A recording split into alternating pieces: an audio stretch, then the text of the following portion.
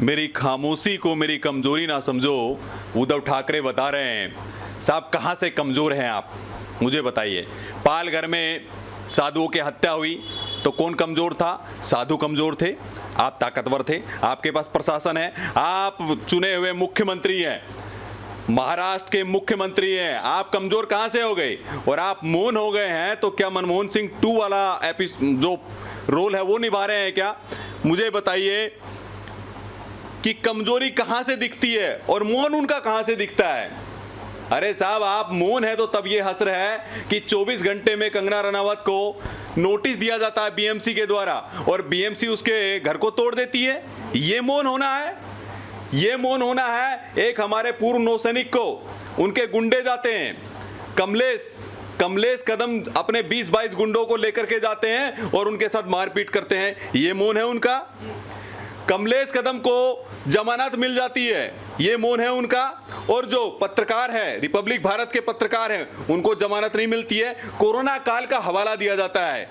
साहब ये बताइए कि कोरोना काल में तो ये भी कहा गया है, हाईकोर्ट ने कहा कि कोई भी आवर्जन, जिसने अवैध आवर्जन कर रखा है, उनके तोड़फोड़ नहीं की जाएगी, लेकिन कोरोना काल में उनका कंगना रनावत का घर तोड़ दिया जाता है।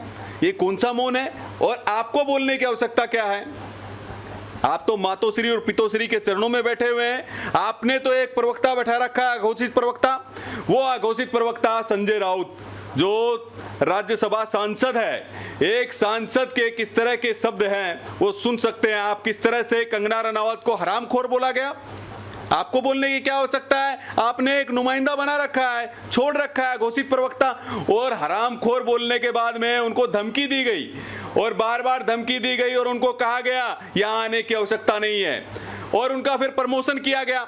और आप बोलते हैं मैं राजनीति नहीं करता हूं। और वहीं प्रेस कॉन्फ्रेंस में क्या कहा?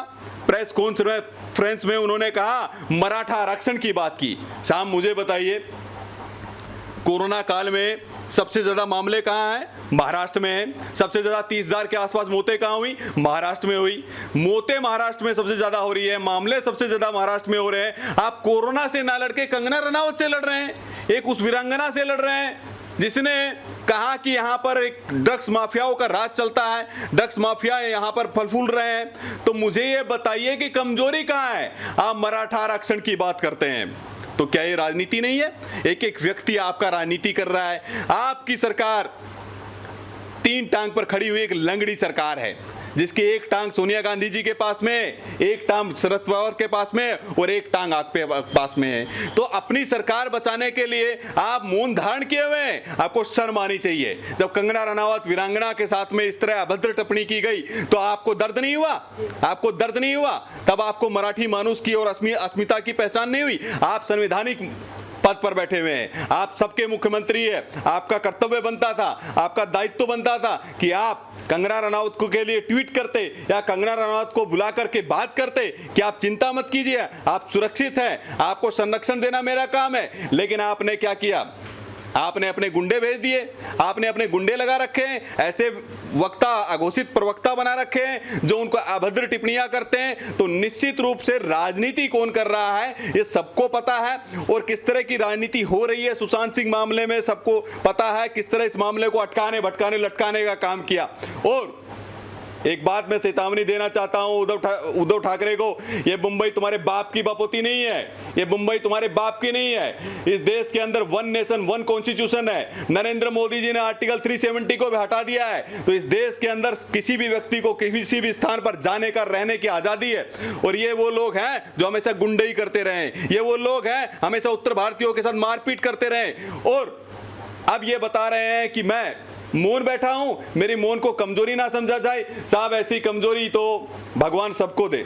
इनके लिए राज्य का एक व्यक्ति भी इनका परिवार का सदस्य ये लोग नहीं मानते हैं। ये राज्य में जितने भी लोग रहते हैं उनके प्रति उनका समान भाव नहीं है।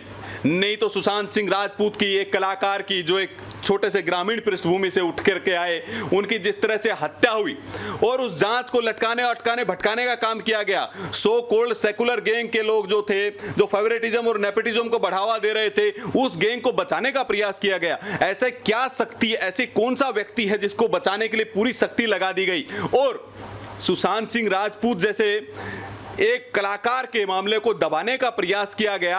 अब निश्चित रूप से सामने आ रहा है कि ये जो चल रहा है केवल और केवल इनकी विफलता है। ये विफलता उजागर हो रही है और कुछ नहीं हो रहा है। कंगना जब उद्धव ठाकरे को तू करके बोलती हैं तब वहाँ पे फ्रीडम ऑफ स्पीच की बात आ जाती है कि इस लड़की को बात करने की तमीज़ नहीं है, लेकिन आप एक नेवी वेटरन को जाके मारते हैं, वहाँ आपकी तमीज़ कहाँ जाती है?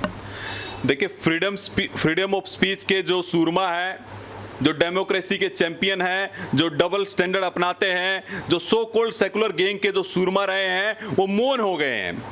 फ्रीडम ऑफ स्पीच की दुहाई देने वाले कहाँ चले गए आज बंबई से? कहाँ चले गए वो अवार्ड वापसी गैंग? कहाँ चले गए वो मोमबत्ती गैंग? आपको पता है कि पूर्व सैनिक के ऊपर हमला हुआ तो उनका फ्रीडम ऑफ स्पीच नहीं था। उनकी गलती क्या थी? उनकी एकमात्र क्या गलती इतनी थी कि उन्होंने एक कार्टून को फॉरवर्ड कर दिया था? मुझे बताइए, हम लोग जो बार बार आरोप लगाते हैं क्या वो सत्य नहीं है कि आज शिवसेना सोनिया सेना बन गई है? ये वही बाला साहब ठाकरे के पुत्र हैं, कुलदीपक हैं, जो बाला साहब ठाकरे 1945 से लेकर 1967 तक मार्मिक वगैरह में कार्टून छापते थे।